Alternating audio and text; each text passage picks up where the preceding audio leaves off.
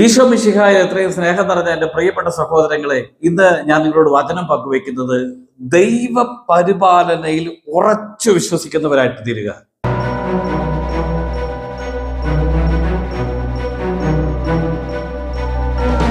ദൈവം നമ്മളെ പരിപാലിക്കുന്ന വഴികളുണ്ട്. മനുഷ്യർക്ക് സ്വന്തം കഴിവ് കൊണ്ട് കണ്ടെത്താവുന്ന അല്ലെങ്കിൽ പരിശ്രമത്തിലൂടെ ലഭിക്കാവുന്ന കാര്യങ്ങളുണ്ട്. ഇതുപോലെയല്ല ദൈവപരിപാലന എന്ന് പറയുന്നത് നിന്റെ അധ്വാനം കൊണ്ടോ നിന്റെ പരിശ്രമം കൊണ്ടോ അല്ല, ദൈവത്തിന്റെ ശക്തി കൊണ്ട് പ്രവർത്തിക്കുന്നതാണ്. എല്ലാ സുവിശേഷങ്ങളിലും മത്തായി, മർക്കോസ്, ലൂക്ക, യോഹന്നാൻ 4 സുവിശേഷങ്ങളിൽ രേഖപ്പെടുത്തിയിരിക്കുന്ന ഒരു പ്രധാനപ്പെട്ട അത്ഭുതമാണ് യേശു അപ്പം വർദ്ധിപ്പിക്കുന്നത്. നമ്മൾ ഇന്ന് യോഹന്നാന്റെ സുവിശേഷത്തിൽ എടുക്കാം. യോഹന്നാന്റെ സുവിശേഷത്തിൽ 6-ാം അധ്യായത്തിൽ ഒരു വിജന പ്രദേശത്ത് തൻ്റെ അടുക്കലേക്ക് വരുന്ന ഒരു വലിയ ജനതയെ കണ്ടിട്ട് ഈശോ ഫിലിപ്പോസിനോട് പറഞ്ഞു, ഇവർക്ക് ഭക്ഷിക്കുവാൻ നാം എവിടെ നിന്ന് അപ്പം വാങ്ങും? ഇവർക്ക് ഭക്ഷിക്കുവാനായിട്ട് നമ്മൾ എങ്ങനെ അപ്പം കണ്ടെത്തും? വിജനപ്രദേശം എന്ന് പറയുമ്പോൾ ഒരു സാധ്യതയില്ല. അപ്പം കണ്ടെത്താനോ കണ്ടുപിടിക്കാനോ അല്ലെങ്കിൽ വാങ്ങിക്കൂട്ടാനോ ഒരിക്കലും ഒരു സാധ്യതയില്ല. വിജനപ്രദേശത്ത് ഇവർക്ക് അപ്പം ഒരുക്കി കൊടുക്കുക, ഇത് ഫിലിപ്പോസിനെ പരീക്ഷിക്കാൻ വേണ്ടിയാണ്.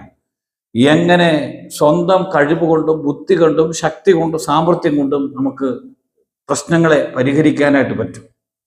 എല്ലാവരുടെയും ജീവിതത്തിലെ ഈ പ്രശ്നപരിഹാരത്തിന് മാനുഷിക ബുദ്ധിയിൽ തെളിയുന്ന കാര്യങ്ങളുണ്ട്. നമ്മളെ കൊണ്ട് എല്ലാ പ്രശ്നങ്ങളും പരിഹരിക്കാൻ പറ്റിയല്ല, നമ്മുടെ കഴിവും അധ്വാനവും കൊണ്ട്. അവളെ ഈ ദൈവത്തിന്റെ മഹത്വവും ശക്തിയൊക്കെ തിരിച്ചറിയണം. ഭക്ഷണം കൊണ്ടുവരാൻ പറ്റാത്ത സാഹചര്യത്തിൽ ഭക്ഷണം ഒരുക്കണമെന്ന് ദൈവം അവരോട് പറയാണ്. ഇനി അപ്പസ്തോലന്മാരെ പരീക്ഷിക്കുന്നത് അങ്ങനെയാണ്. ഈ ഫിലിപ്പോസ് തന്നെ പറയുന്നുണ്ട്, അതായത് എല്ലാവർക്കും കൊടുക്കണം, ഓരോരുത്തർക്കും അല്പം വീതം കൊടുക്കുവാൻ 200 ദനാറയ്ക്കുള്ള അപ്പം പോലും തികയില്ല. അപ്പോൾ അല്പം കൊണ്ടെങ്കിലും എന്തെങ്കിലും കൊടുത്താൽ മതി, അതിന് പോലും പറ്റാത്തൊരവസരം. അപ്പോൾ ഇങ്ങനെയുള്ള സമയത്ത് കർത്താവ് അവരുടെ കയ്യിലിരിക്കുന്നത് ദൈവത്തിന്റെ അടുക്കിലേക്ക് കൊടുക്കുവാനായിട്ട് കൽപ്പിക്കണം. നമ്മളെ പഠിപ്പിക്കുന്ന ഒരു കാര്യമാണ്. ഒരു പ്രതിസന്ധി ഉണ്ടാകുമ്പോൾ എന്ത് ചെയ്യണം? ഈ 5 അപ്പവും 2 മീനും മാത്രമുള്ളതിന് ശേഷം ഈശോ ചെയ്യുന്ന ഒരു കാര്യമാണ്. യേശു അപ്പം എടുത്ത് കൃതജ്ഞതാ സ്തോത്രം ചെയ്തു, ദൈവത്തിന് നന്ദി പറഞ്ഞു. നമുക്ക് ദൈവത്തിന് നന്ദി പറയാനായിട്ട് കഴിയുമോ? ചില പ്രതിസന്ധികൾ ഉണ്ടാകുമ്പോൾ ആ പ്രതിസന്ധികളെ ഓർത്ത് നന്ദി പറയാനായിട്ട് നമുക്ക് പലപ്പോഴും പരാതികളെ ഓർത്ത് നമ്മൾ ദൈവത്തിന് മുമ്പ് കരയുന്നവരാണ്. എനിക്കതില്ല, എനിക്ക് ജോലിയില്ല, വിവാഹം നടക്കുന്നില്ല, മക്കളില്ല. ഒരു പ്രതിസന്ധിയെ ഉയർത്തിപ്പിടിച്ച് ദൈവത്തെ ആരാധിക്കാനായിട്ട് കഴിയും. 3 ബാലന്മാര് പ്രതിസന്ധികളുടെ മുമ്പിൽ നാളെ അത് സംഭവിക്കുമെന്ന് കണ്ടിട്ടല്ല, ദൈവം ഇടപെടുമെന്ന് കണ്ടിട്ടല്ല കർത്താവിനെ സ്തുതിക്കാൻ തുടങ്ങിയത്. പൗലോസും സീലാസും ദൈവം അത്ഭുതകരമായിട്ട് പ്രവർത്തിക്കുമെന്ന് കണ്ടിട്ടല്ല ദൈവത്തെ സ്തുതിക്കാൻ തുടങ്ങിയത്. അവര് സ്തുതിച്ചതിന് ശേഷം സംഭവിച്ച കാര്യമാണ് അത്ഭുതം.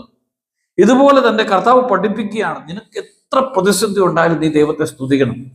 എത്ര പ്രശ്നങ്ങളിലൂടെ കടന്നു പോയാലും നീ ദൈവത്തെ സ്തുതിക്കണം. അതുകൊണ്ടാണ് അവൻ അപ്പമെടുത്ത് കൃതജ്ഞതാ സ്തോത്രം ചെയ്തു, അവർക്ക് വിതരണം ചെയ്തു. അപ്പോൾ അതിനുശേഷം കൊടുക്കുകയാണ്. അത് വിശ്വാസത്തിന്റെ അടയാളമാണ്. പ്രിയപ്പെട്ടവരെ, നമ്മുടെ പരാതികളിലല്ല ദൈവം ഇടപെടുന്നത്. നമ്മുടെ ദൈവത്തിന് നന്ദി പറഞ്ഞ് നമ്മൾ സ്തുതിക്കാൻ തുടങ്ങുമ്പോൾ ദൈവം അത്ഭുതകരമായിട്ട് ഇടപെടും. ദൈവം നൽകുന്ന ഭക്ഷണം ഈ അപ്പസ്തോലന്മാരെയാണ് വിതരണം ചെയ്യാനായിട്ട് ഏൽപ്പിക്കുന്നത്. എന്തിനാ ഈ അപ്പസ്തോലന്മാരെ വിതരണം ചെയ്യാനായിട്ട് ഏൽപ്പിക്കുന്നത്? ഇവര് പഠിക്കേണ്ട ഒരു കാര്യമാണ്. ഇവര് ജീവിതത്തിൽ തിരിച്ചറിയേണ്ട ഒരു കാര്യമാണ്. ഇവര് കൊടുക്കുന്ന അപ്പം ദൈവം നൽകിയ അപ്പമാണ്, ഇവരുടെ അധ്വാനത്തിന്റെ ഫലമല്ല. ഇവർ ജനത്തിന് കൊടുക്കുവാണ്. ജനത്തിന് ഇവർ കൊടുക്കുന്ന അപ്പം എന്ന് പറയുന്നത് ദൈവം വാഴ്ത്തിയ അപ്പമാണ്, ദൈവം വിഭജിച്ച് നൽകിയ അപ്പമാണ്, ദൈവം വർദ്ധിപ്പിച്ച അപ്പമാണ്. അപ്പോൾ ജനത്തെ യഥാർത്ഥത്തിൽ ഇവരെ പഠിപ്പിക്കുകയാണ്. നമ്മുടെ ജീവിതത്തിൽ ഒരു പ്രതിസന്ധി ഉണ്ടാകുമ്പോൾ ദൈവത്തിന്റെ സന്നിധിയിലേക്ക് കരങ്ങൾ ഉയർത്തണം. ഒരു പ്രശ്നങ്ങൾ ഉണ്ടാകുമ്പോൾ ദൈവത്തോട് കരഞ്ഞപേക്ഷിക്കണം. നമ്മളെ കൊണ്ട് പരിഹരിക്കാൻ പറ്റാത്ത പ്രതിസന്ധികളിൽ ദൈവത്തിന്റെ നേരെ കരങ്ങൾ ഉയർത്തണം. ഈ അപ്പസ്തോലന്മാരുടെ കയ്യിൽ ഓരോരുത്തർക്കും ഓരോ കൊട്ട അപ്പം നൽകുന്നത് അതിന് വളരെ അർത്ഥമുള്ള കാര്യമാണ്. എന്തെങ്കിലും കൊടുക്കാൻ 200 ദനാറയ്ക്ക് ഉള്ള അപ്പം പോലും തികയില്ലാത്ത ഫിലിപ്പോസിന്റെ കയ്യിലും ഒരു കൊട്ട നിറയെ അപ്പമുണ്ട് മിച്ചം. എന്തിനാണ്? ദൈവം അല്പം കൊണ്ട് തൃപ്തിപ്പെടുത്തുന്നവനല്ല, അല്പം നൽകി നിന്നെ പറഞ്ഞു വിടുന്നവനല്ല. ദൈവം നിന്റെ ജീവിതത്തിൽ തൃപ്തികരമായിട്ടെല്ലാം ഒരുക്കുന്നതാണ്. പ്രിയപ്പെട്ടവരെ, നമ്മൾ വളരെ കാഷ്വലായിട്ട് പരിഹരിക്കാവുന്ന വിചാരിക്കുന്നതിന് അപ്പുറമായിട്ട് ദൈവം അത്ഭുതകരമായിട്ട് പ്രവർത്തിക്കുന്ന ഒരു മേഖലയുണ്ട്. നിന്റെ നിസ്സഹായതയിൽ ദൈവം ഇടപെടുമെന്ന് നീ വിശ്വസിക്കണം.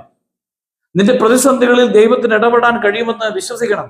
ഈ കാലഘട്ടത്തിന്റെ അരൂപി മനുഷ്യരുടെ ഉള്ളിൽ നിക്ഷേപിച്ചിരിക്കുന്ന ഒരു തെറ്റായ പ്രബോധനമാണ്. നമ്മുടെ പ്രശ്നങ്ങൾക്ക് ദൈവത്തിന് പരിഹാരമില്ല, പ്രാർത്ഥിച്ചിട്ട് ഉത്തരവുണ്ടാവുകയില്ല. അതുകൊണ്ട് പ്രിയപ്പെട്ടവരെ, അതല്ല, നിനക്കൊരു പ്രതിസന്ധി ഉണ്ടാകുമ്പോഴും ദൈവത്തെ സ്തുതിക്കണം. നീ ഈ പ്രശ്നത്തിലൂടെ കടന്നു പോകുമ്പോഴും ദൈവത്തെ മനമുരുകി വാഴ്ത്തി സ്തുതിക്കണം. ദൈവം നിനക്ക് വേണ്ടി അത്ഭുതം പ്രവർത്തിക്കും. ഈശോ നിന്നെ അനുഗ്രഹിക്കട്ടെ. ആമേൻ.